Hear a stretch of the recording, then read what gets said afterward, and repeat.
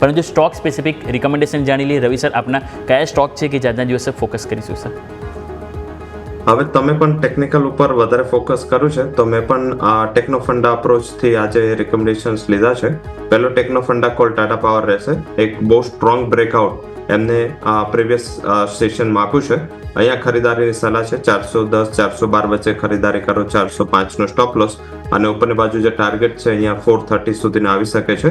Second techno funda approach DLF રહેશે. DLFમાં પણ એવું દેખાઈ રહ્યું છે કે અહીંયા પણ એક સ્ટ્રોંગ અને કન્વિક્શન બાઇંગ છે. સાથે મુંબઈમાં આજે એમનું લોન્ચિંગ સેરેમની પણ છે અને ત્યાંથી 35 થી 37 હજાર કરોડના રેવન્યુ વાળો આ પ્રોજેક્ટ છે. તો બહુ સાઇઝેબલ રેવન્યુ છે અને અહીંયા પણ ખરીદારીની સલાહ રહેશે. નીચેની બાજુ જે સ્ટોપ લોસ છે એ તમે 835 નો રાખો. 848 એક ખરીદીની સલાહ છે જે કરંટ અત્યારે ઓપન થયો છે, અને ઉપરની બાજુ જે ટાર્ગેટ છે એ DLFમાં તમને 868 868 સુધી મળી શકે છે. તો સેકન્ડ જે રેકમેન્ડેશન છે એ DLF રહેશે.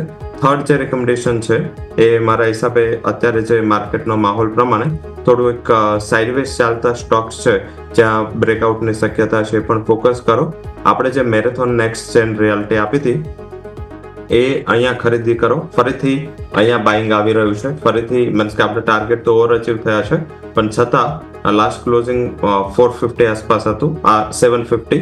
અહીંયા 750 ખરીદી કરો. ટાર્ગેટ રહેશે 800 નો, અને શોર્ટ ટર્મ 2 થી 3 ટ્રેડિંગ સેશન આઉટલુક રાખવાનું છે.